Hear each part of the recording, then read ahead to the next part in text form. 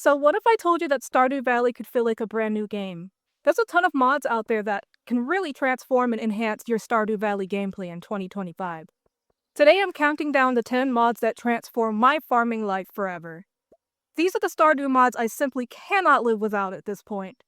They've been game changers for me and have really enhanced the amount of fun I have, as well as the amount of things to do in the game. I just really like my Stardew Valley saves to feel full, and I tend to be the type of player who is looking for more stuff to do even after I run out of content.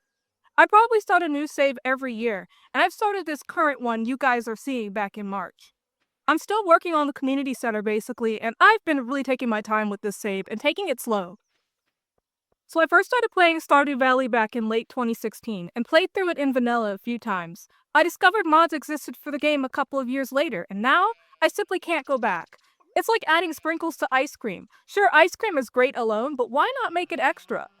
What I'm trying to say is Stardew Valley is the perfect game on its own, but if you've played through it a few times like I have, it's definitely okay to spice up your gameplay a bit with some awesome mods from the community. If you're doing your first playthrough ever, I definitely recommend playing the game without mods first. The original game on its own is fantastic and deserves its flowers. All the mods I use in this video will be linked in the description below if you're interested in using them. I'll mention all of the mod dependencies to the best of my ability as well.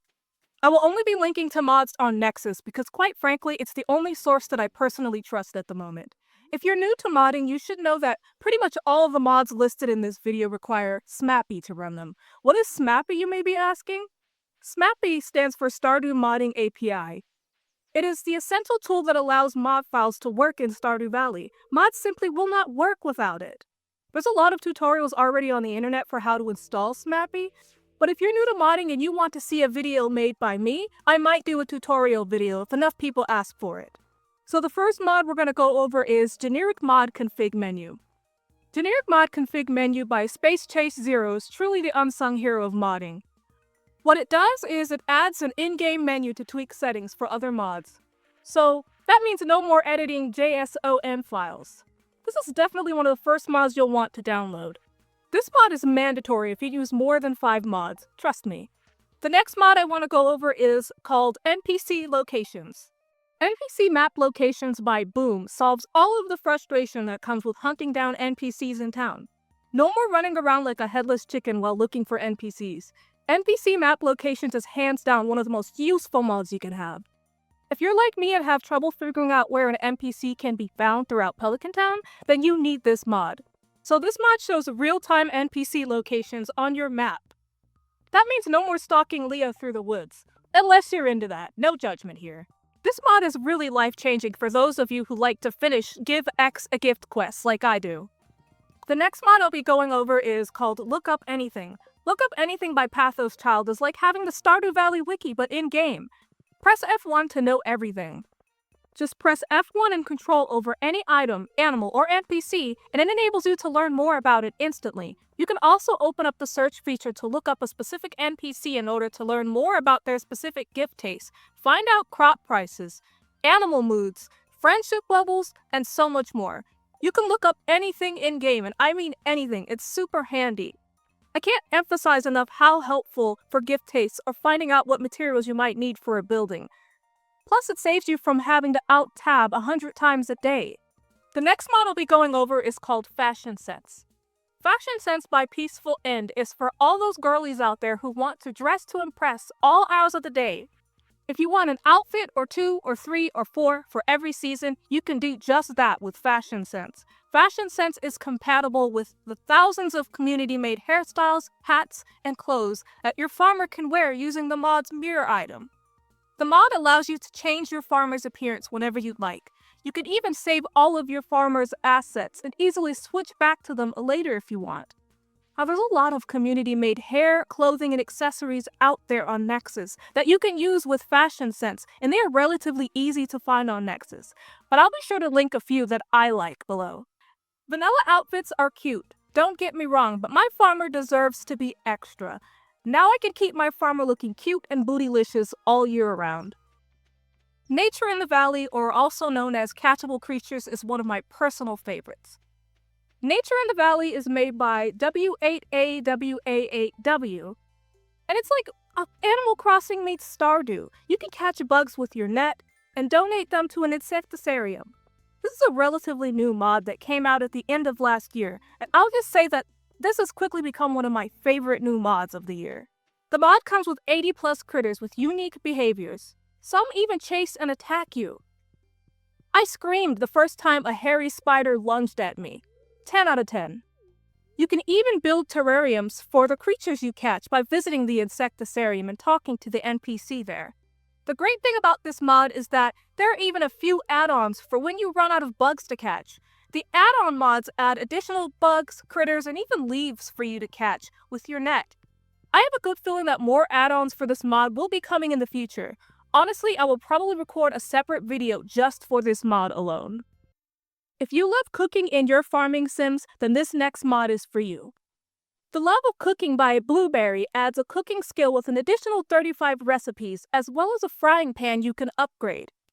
You can even burn your food if you enable it in the options. I personally don't enable it, but feel free to if you want the extra challenge and a chance to lose your ingredients. Another thing I love about Love of Cooking is that it completely rebalances buffs for vanilla recipes as well as for the new recipes that come with the mod. I tend to really enjoy cooking in my games, so I just really enjoy this mod because it gives cooking in Stardew more dimension as well as more in-game recipes to boot. In no specific order, the Cornucopia mods by Mizu Jakaru adds a little bit of everything to the game. If you enjoy growing diverse crops and crafting artisan goods, the Cornucopia mod will be right up your alley. This is for those Stardew farmers like me who want too many options. Cornucopia has 3 main mods that add more crops, flowers, and artisan goods.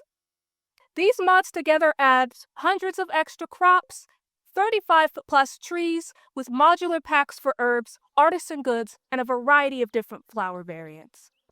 Finally, your farm can have more than just parsnips and wheat growing for a change. I should also note that adding more crops and artisan goods may make achieving perfection just a little bit harder, but I personally embrace the challenge. Each mod has its own dependencies that you can find on their mod page. At number 3, we're at Scarp. Scarp is a mod created by the amazing Lemur Cat of a seaside neighborhood with interesting NPCs and layered stories. As a side note, you should totally check out Lemur Cat's other mods on their profile page. They have so many other NPCs and expansion mods, and they are just so well done. I can't recommend Lemur Cat's work enough. In Scarp, you can meet residents like Dr. Jacob, his daughter Eloise, and so much more. The music within Scarp really sets a mysterious tone for the town, and as a mystery buff myself, it's something I wholeheartedly embrace. Scarp adds a bunch of new fish and events, as well as more special order quests from the neighbors.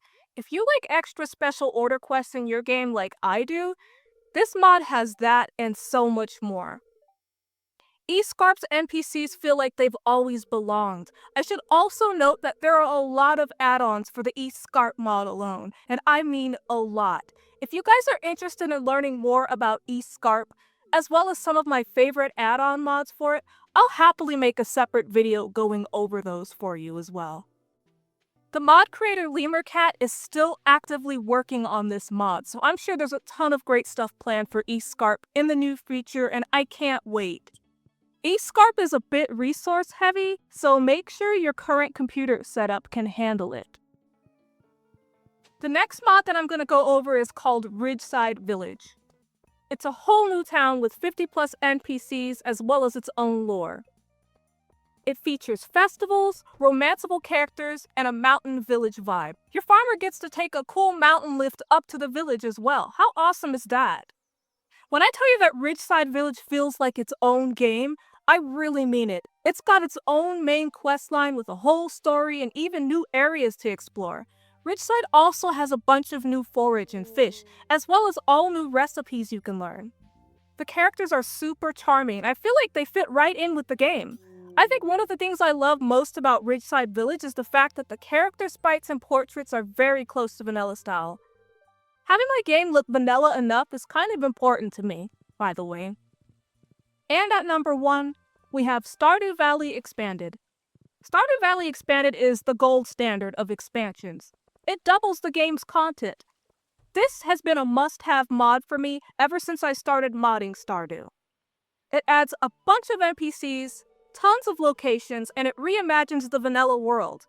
New farms, new quests, you get it. Victor and Olivia feel like they've always belonged in Pelican Town. Seriously? I've been playing with Stardew Valley Expanded for so long that some of the content in the games feels so natural to me. The character Sophia is also very well thought out, with a tragic backstory that you get to peel back the layers of as you get to know her. This is a massive expansion that feels like official DLC. If you're like me and you've played through vanilla so many times and you want a different experience, Stardew Valley Expanded, it reimagines the vanilla world like never before. So if your valley ever felt too small, Stardew Valley Expanded fixes that. It blends in so seamlessly, you'll forget it's a mod sometimes.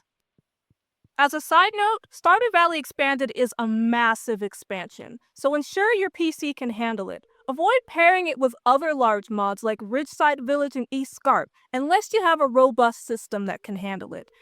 If your system can handle all three of these expansions, then you'll be glad to learn that all three of them are completely compatible with one another. Again, these are just some of the mods for Stardew Valley that have really transformed the gaming experience for me personally. I have over 500 mods in total right now, and these are just a handful of the ones that have been the most impactful to date. By the way, I don't recommend having 500 plus mods in your game unless you have the computer specs for it.